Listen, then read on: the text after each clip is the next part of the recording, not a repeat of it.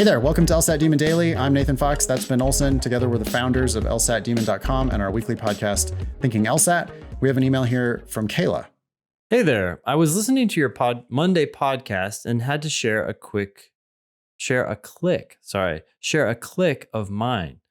I had done a different course before the Demon, and they were really big on doing diagrams for everything.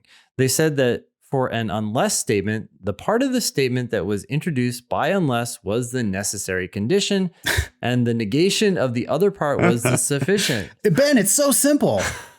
The part of the statement that was introduced by unless is the necessary condition, and the negation of the other part is the sufficient. I just don't understand why people don't you get it? The funny thing about that is it's technically incorrect, but the result is correct given what they're having you do. But yeah, boy, that is confusing. Then I do an LR question with the Demon, and there's an answer choice with unless. And the answer preview mentions that unless just means if not. And I was like, holy shit, that is so much easier. It's just the contrapositive of what the other course was trying to teach, but a way easier way to do it in my head, or to see it in my head. I had spent so much time memorizing what the other course was teaching when all along it was just supposed to be, if not. This was such a good click for me. And now I feel like I don't have to overthink this one word anymore. Thank you so much for all you guys do, Kayla. All right. Thanks, Kayla. I learned that from a student. It was a student of mine in one of my classes back in San Francisco who was like, because I remember doing like this whole convoluted introduction to unless, and then some student was like, wait, doesn't unless just mean if not? Mm-hmm. And I actually remember telling them that they were wrong and then thinking about it overnight and then coming back to the next class and going, I have to apologize to you because unless equals if not is a much better way of thinking about this. Thank you very much. Or not even thinking about that at all. You can just read the unless sentence and understand it.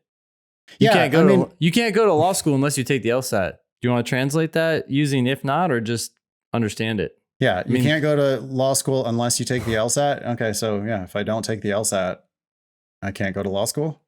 I get it, right? Did you even need to re-say that? No, you don't need to turn the unless into an if not there in order to understand. I'm not saying I've taught people this and I use it on occasion, but only in places where I can't intuitively grasp the way the sentence is phrased with unless. But for 80% of unless sentences, you can if you just sit there and read it and try to understand it.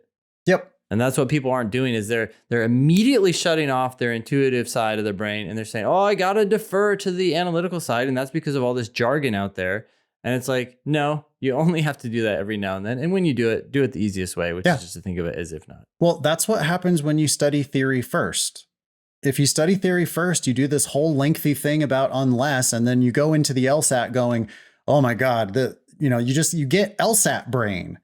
And LSAT brain makes you take a normal, just very common sense thing, like you can't go to law school unless you take the LSAT, and you turn it into, okay, let me see. So the part of the statement that was introduced by the unless was the necessary condition, and the negation of the other part is the sufficient. So, and then, you spend you burn 750 mental calories trying to figure out this thing that commonsensically you would have just got naturally before whatever dumb LSAT lesson you took. I need to take the LSAT. Got it. Makes sense.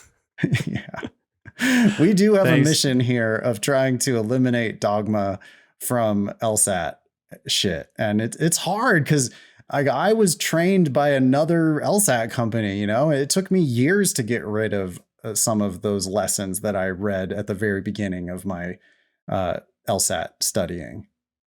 It wasn't helping. It was hurting. 10 years later, I'm like, wait, why the hell am I saying that? Yeah.